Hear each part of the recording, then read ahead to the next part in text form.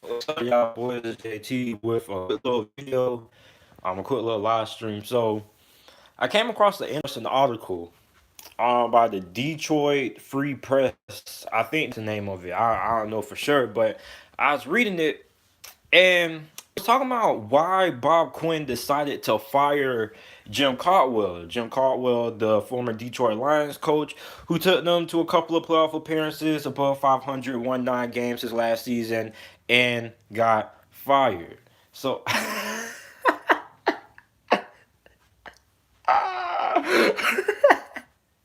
so basically, here's why he chose to fire.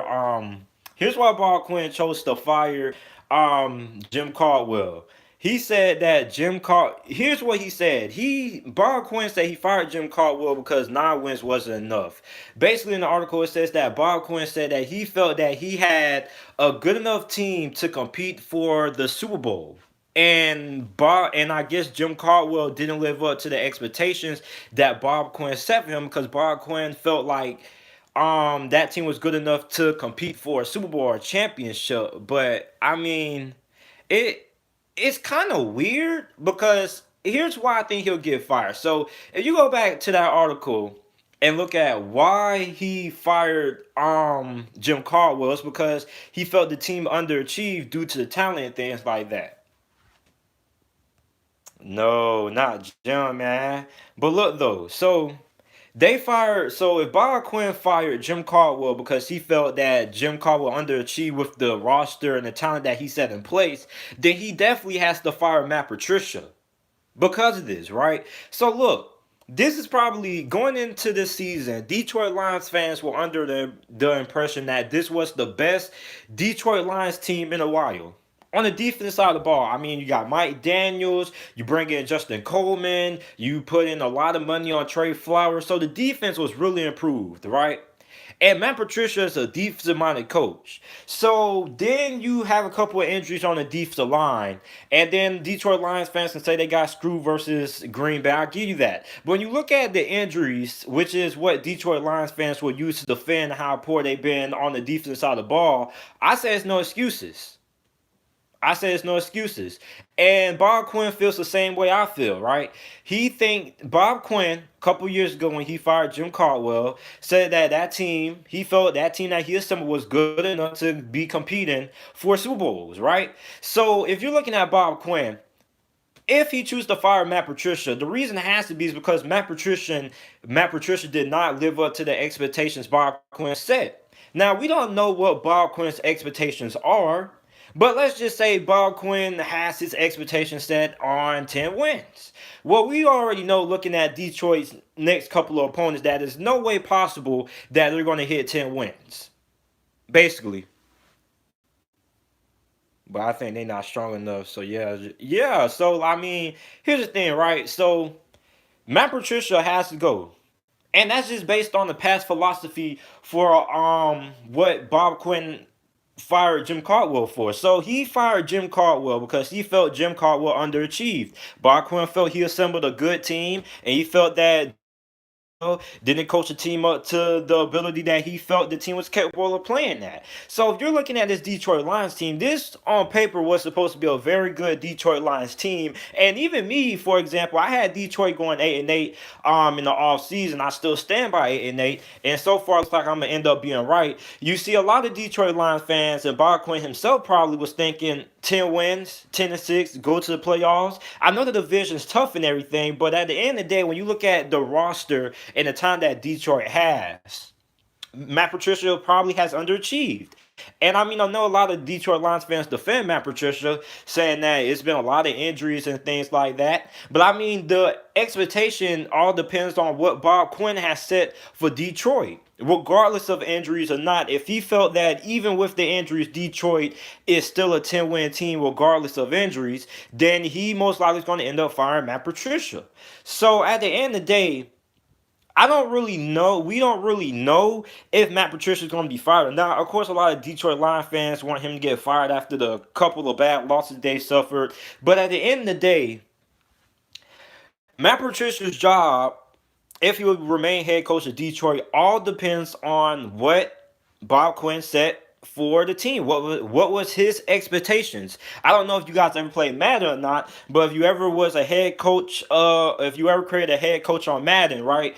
Before the season starts, you set season goals. So you can set the goals at 4 wins, 5 wins, 8 wins, playoff, Super Bowl, right? So the question is, what was Bob Quinn's goals going into the season? What were his realistic expectations for where the Detroit Lions should be?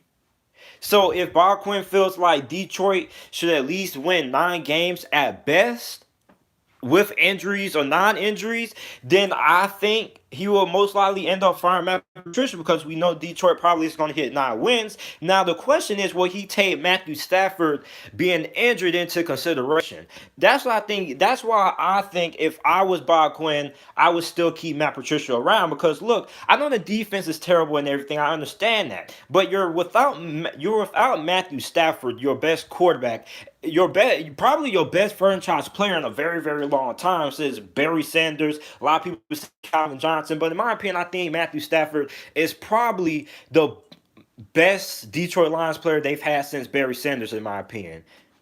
So I think if you're Bob Quinn, will you fire Matt Patricia?